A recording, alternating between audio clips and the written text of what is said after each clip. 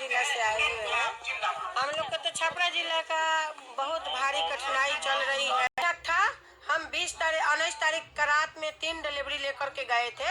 है हम लोग को मोदी सरकार बोले थे कि जिस गांव में जिस शहर में बता मोदी सरकार और नीतीश दोनों सो गया है कि उसमें भी जितना अधिकारी है सब घूस खाता है। जो मांग था कि परमानेंट करे या हमारी जो मानदेय मिलता है उसमें बढ़ोतरी करे, खा करके सारे गांव में एक दिन 100 रुपए के लिए दिन भर बउआते रहते हैं। हम नौर ब्लॉक से आए हैं, लेकिन हम लोग का छपरा जिला का बहुत स्थिति डाउन हो गया है पर एक जा रहा है, लेकिन आशा का कोई सुनने वाला कोई नहीं है।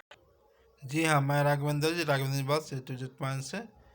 अभी आप लोगों ने सुना कि आशा को सुनने वाला कोई नहीं है, तो यह बिल्कुल सही है। यह आशा ही है अमनौर ब्लॉक छपरा के, जिन्होंने यह उद्गार अपना जो है दिल की बताई है कि आशा को सुनने वाला कोई नहीं है। क्योंकि ऐसा होता तो 6-6 महीना 7-7 महीना 8-8 महीना साल भर का पैसा बकाया नहीं रहता। किसी आशा का सालों का बकाया है और जनरली तो अगस्त से बकाया है ही, जो अभी तक किसी एनएचएम कर्मी, स्वास्थ्य कर्मी और एएनएम और आशा को अभी भुगतान नहीं हुआ है।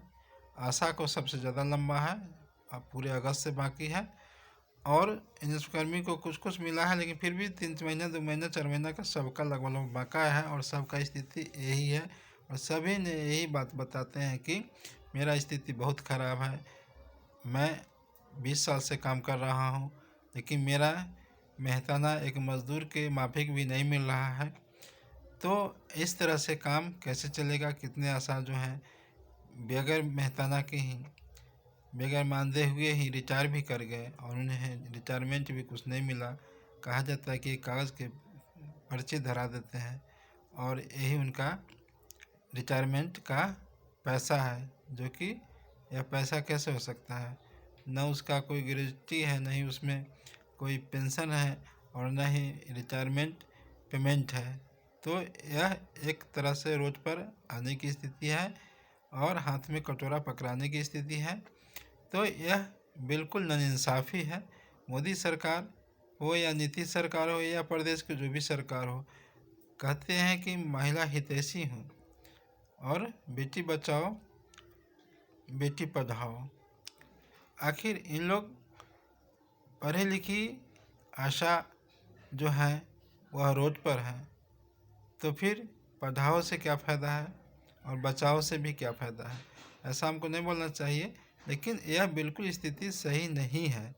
मान लेते हैं कि ये लोग आशा जो है 20 साल से काम कर रही हैं और इनका बाल बुतरू जो है पढ़ ही नहीं पाएगा।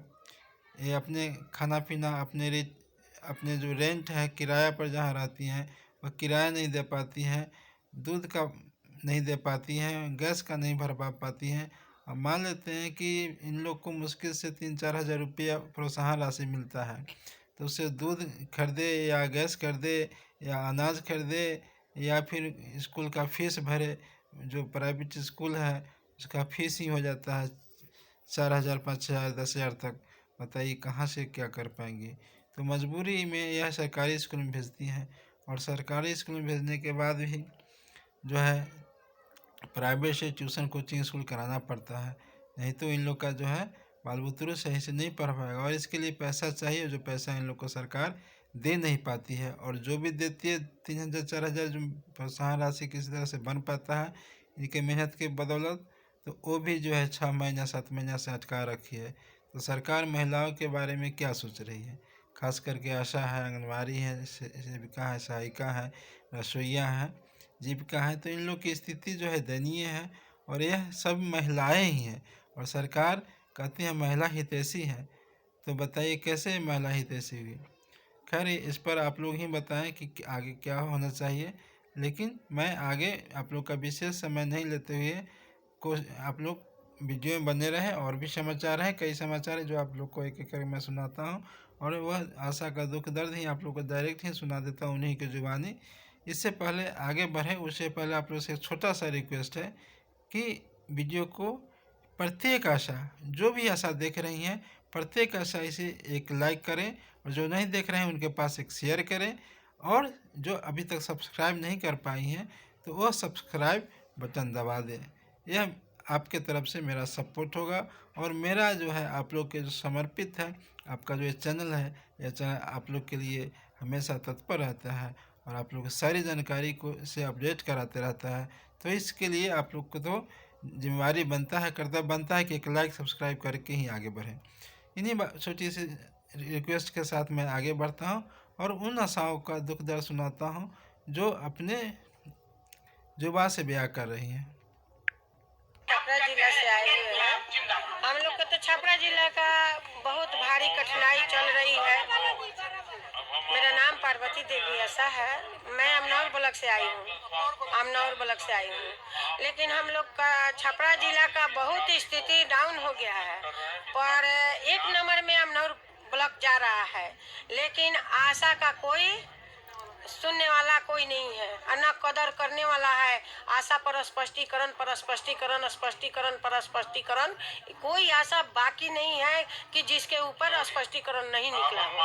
हम लोग का 3 साल का इंसेंटिव का पैसा आया था, फैमिली फोल्डर वाला 12 फॉर्म पर साइन करवा करके 12,000 रुपया जो आया था सीएचओ द्वारा, वो पैसा हम लोग का एक चरनी आज तक नहीं मिला। यही पैसा हम बीसीएम से खोजने गए, मैनेजर से खोजने गए और प्रभारी के पास आवेदन लिख करके दिए। हमारा आईडी बंद कर दिए, लॉक कर दिए। लॉक करने के बाद हमारा 3 महीना आईडी लॉक हुआ। अब मेरा आईडी लॉक हो गया। अब देखिए क्या हो रहा है मेरे साथ। बीच में ठीक ठाक था। हम 19 तारीख का रात में 3 डिलीवरी लेकर के गए थे और फलेरिया का दवा हम खिला रहे हैं। रात में हम 3 सरकार से हमारी मांग यही है कि जब सरकार का इलेक्शन था तो उस समय मोदी सरकार, नीतीश सरकार ने बोली कि हम 3500 देंगे, हम 3000 देंगे। पर क्यों नहीं नीतीश सरकार 3000 दे रहे हैं, क्यों नहीं मोदी सरकार 3500 दे रहे हैं। इलेक्शन आया मुंह पर तो 2-2 हजार रुपया दे दिए, उसके बाद बंद कर दिए। ऐसा कौन राजनीतिक है सरकार की? ऐसी सरकार को हम लोग सारी गरीब सरकार को मानेंगे और रखेंगे गद्दी पर? गद्दी नोच फेंक देंगे। हम लोग ऐसी सरकार नहीं। मैं रंजीता देवी, आशा अध्यक्ष अपने प्रखंड का, परसा प्रखंड, जिला छपरा है।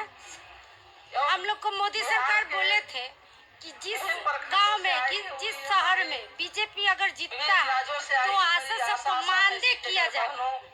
पर मोदी, हम बीजेपी जीतने के बाद कहाँ गया आशा सबका?